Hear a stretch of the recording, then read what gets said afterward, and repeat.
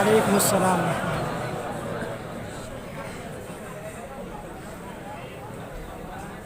کیا حضرات بیٹھ نہیں سکتے؟ وہاں جگہ نہیں بیٹھے؟ ذرا بیٹھ جائیں، کوشش کریں بیٹھ جائیں۔ آپ کس میں بیٹھ جائیں؟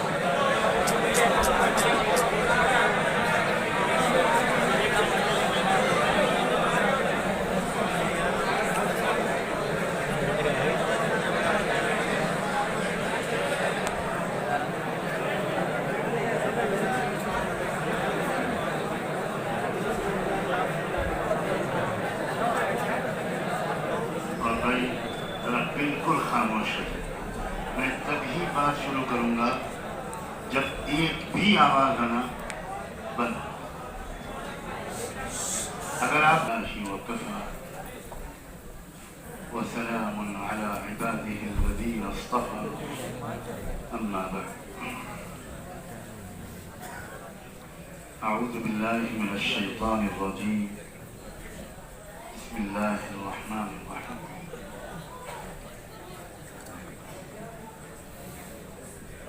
فلولا نفر من كل فرقة منهم طائفة ليتفقهوا في الدين ولينذروا قومهم إذا رجعوا إليهم لعلهم يحذرون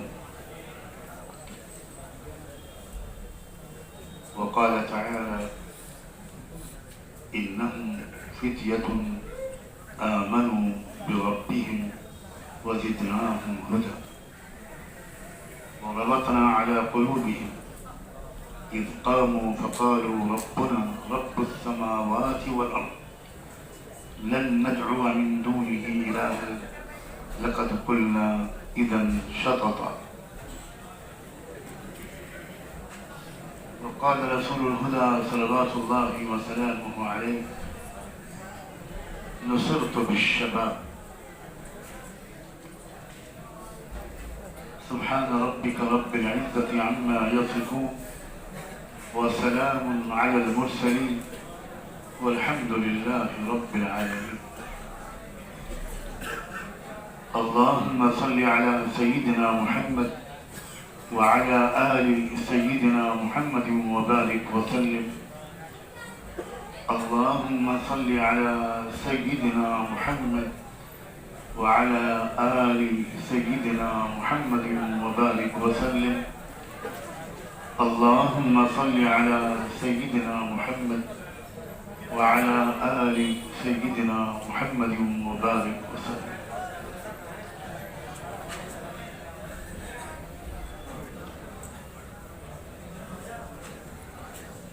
نوجوانوں، میرے جگر کے ٹکڑوں اور مظلوم اور بے کس امت کی امیدوں کا مرکز،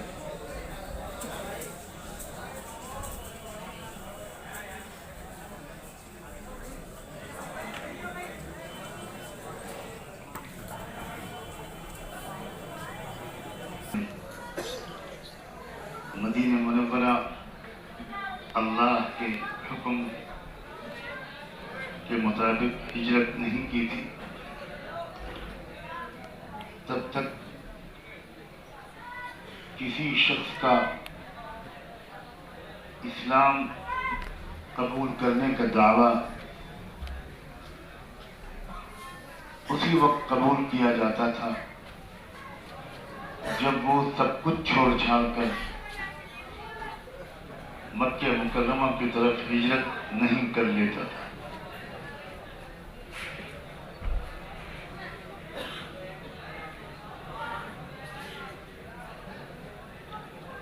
لیکن جب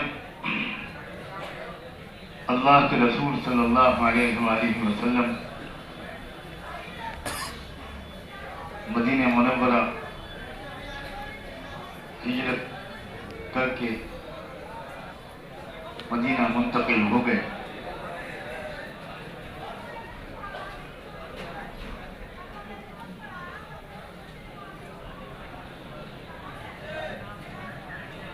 فتح مکہ تک یہ حکم جاری رہا۔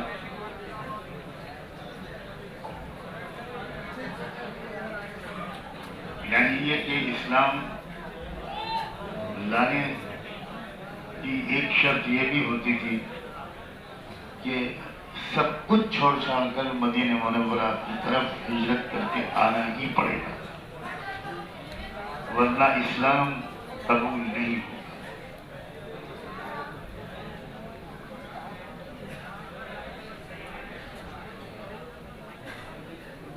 جب مکہ مکرمہ فتح ہو گیا،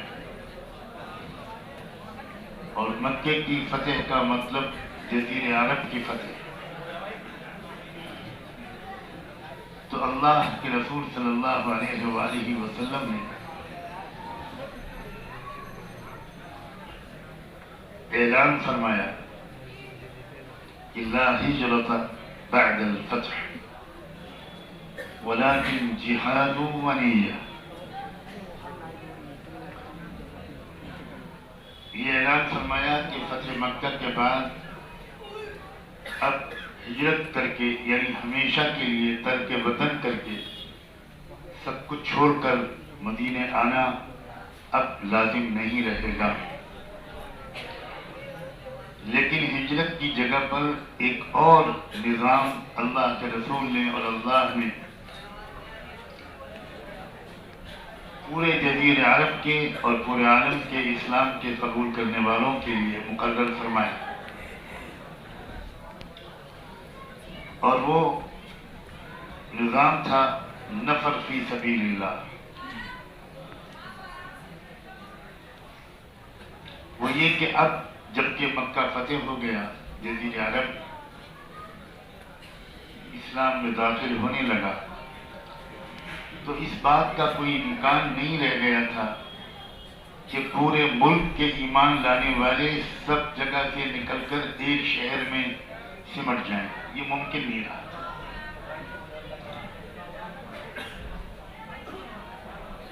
دوسری طرف یہ بات بھی اپنی جگہ پر بالکل درست تھی اور اس کا لحاظ بھی لازم تھا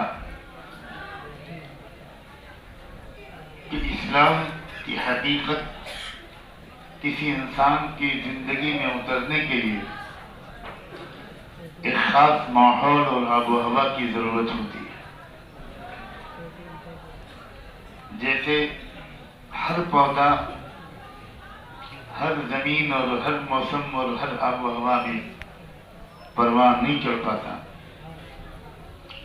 ویسے ہی ایمان بھی انسان کی زندگی میں ہر ماحول میں نہیں جم پاتا۔ ایک سازگار ماحول کم سے کم ایک مدت تک ضروری ہوتا ہے کہ انسان اس ماحول میں وقت گزارے اور اپنے اندر اسلام کی حقیقت کو اتارنے کی بھرپور کوشش کرے۔ چنانچہ اب ہجرت کی جگہ پر یہ لازم قرار پایا کہ سارے ایمان لانے والے پوری زندگی کے لیے ہجرت کر کے مدینے نہ آئیں، لیکن تھوڑی مدت کے لیے مدینے آنا ضروری قرار پایا۔ جیسے ہی یہ اشارہ ملنا شروع ہوا کہ مدینے جا کر کچھ مدت گزارنی ہوگی، تو پورے جزیرہ عرب سے اور کہاں کہاں سے اسلام کے قبول کرنے والے دیوانہ وار مدینے کی طرف دوڑ پڑے۔ اس وقت اللہ تعالیٰ نے وہ آیت اتاری جو میں نے شروع میں پڑھی تھی، وَمَا كَانَ الْمُؤْمِنُونَ لِيَنْفِرُوا كَافَّةً فَلَوْلَا نَفَرَ مِنْ كُلِّ فِرْقَةٍ مِّنْهُمْ طَائِفَةٌ لِيَتَفَقَّهُوا فِي الدِّينِ وَلِيُنذِرُوا قَوْمَهُمْ إِذَا رَجَعُوا إِلَيْهِمْ لَعَلَّهُمْ يَحْذَرُونَ، کہ بھئی سارے ایمان والے ایک ہی وقت میں سب کے سب مدینے نہ آئیں، بلکہ باری باری ہر قبیلے ہر علاقے کے کچھ لوگ قافلے اور جماعتیں بنا بنا کر وہ مدینے آئیں اور مدینے آ کر وہ دین کی گہری سمجھ حاصل کریں، لِيَتَفَقَّهُوا فِي الدِّينِ.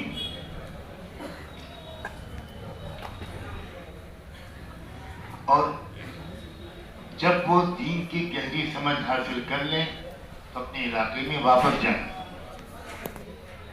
مستقل مدینے میں قیام نہ کریں. اور واپس جا کر کیا کرنا ہے؟ وَلْيُنذِرُوا قَوْمَهُمْ إِذَا رَجَعُوا إِلَيْهِ. وہاں جا کر اپنی قوم کو سچائیوں سے آگاہ کریں.